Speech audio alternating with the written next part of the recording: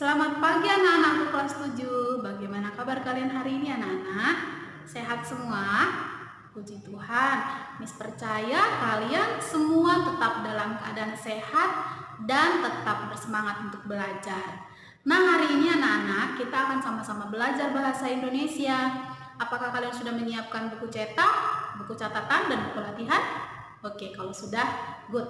Ya, Miss minta kalian buka buku cetak kalian bagian daftar isi. Ya, kalian lihat di situ ya anak-anak bahwa untuk semester 1 ini kita sudah masuk ke dalam bab 4. Nah, pada pembelajaran hari ini Miss akan kembali menjelaskan bab 4. Fokusnya ke bagian C dan D ya. Jadi kita akan lebih memahami struktur, kemudian kebahasaan dan isi laporan hasil observasi, serta kalian juga nanti diminta mampu menyajikan rangkuman teks laporan hasil observasi. Ya, baiklah, setelah ini Miss minta kalian untuk menyimak baik-baik penjelasan Miss Lucy. Jangan lupa nanti dikerjakan ya latihan yang akan Miss berikan ya. Soal latihannya tolong dikerjakan. Jangan lupa kalian harus mengerjakannya dengan sungguh-sungguh, dengan teliti dan penuh semangat. Oke, setelah ini Miss akan jelaskan. Selamat menyaksikan, selamat menyimak. Pernahkah kalian memiliki pertanyaan mengenai suatu objek? Contohnya, di manakah habitat hewan tersebut? Apakah nama bunga berikut? Apa itu museum? Untuk mengetahui semua itu, kalian memerlukan teks laporan hasil observasi. Apa itu teks laporan hasil observasi?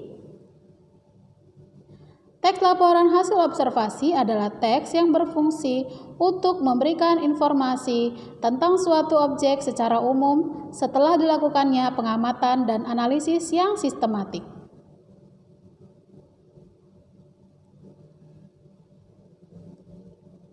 Tujuan pembuatan teks laporan hasil observasi yaitu yang pertama untuk mendapatkan informasi tentang suatu hal dari sudut keilmuan, dan yang kedua untuk menyampaikan segala hal yang diperlukan berdasarkan hasil peninjauan atau pengamatan secara rinci, sistematis, faktual, dan cermat kepada pembacanya.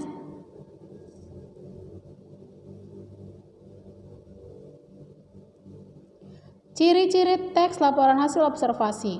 Yang pertama bersifat objektif, yang kedua berdasarkan fakta, lalu yang ketiga disajikan secara lengkap.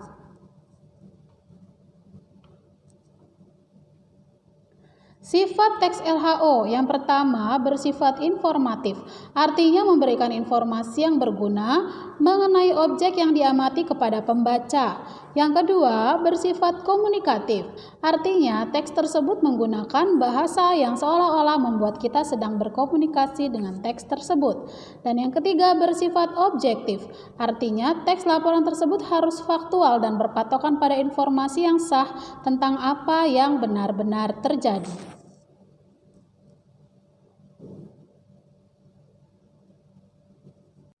Menelaah struktur dan kebahasaan teks LHO.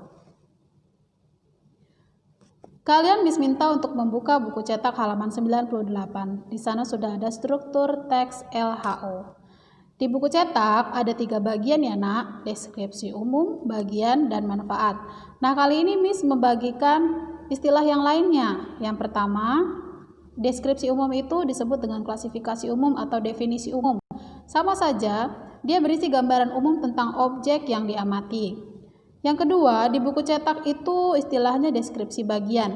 Tapi dalam penjelasan Miss kali ini, Miss berikan istilah lainnya yaitu deskripsi penjabaran. Sama saja ya nak, intinya berisi gambaran atau penjelasan terperinci tentang bagian-bagian objek yang diamati. Nah, di dalam deskripsi ini juga sudah ada deskripsi manfaat. Jadi, kalau di buku cetak tidak ada simpulan, kali ini Miss berikan bagian yang berbeda, ada simpulan ya. Simpulan itu sifatnya opsional. Boleh ada dan boleh juga tidak ada. Isinya berupa simpulan dari teks LHO tersebut. Selanjutnya, kita bahas kebahasan teks laporan hasil observasi. Kalian minta buka buku cetak halaman 100. Di sana ada 4 ciri kebahasaan.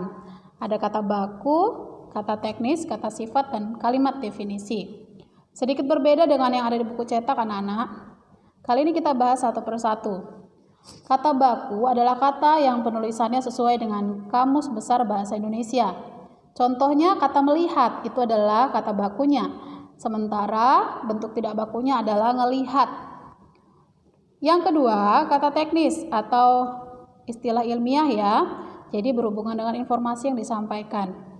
Berkaitan dengan sesuatu yang diinformasikan. Kemudian kata sifat, kata yang dipakai untuk menerangkan sifat atau keadaan suatu objek. Contohnya coklat, tinggi, keras, kuat, lemah ya.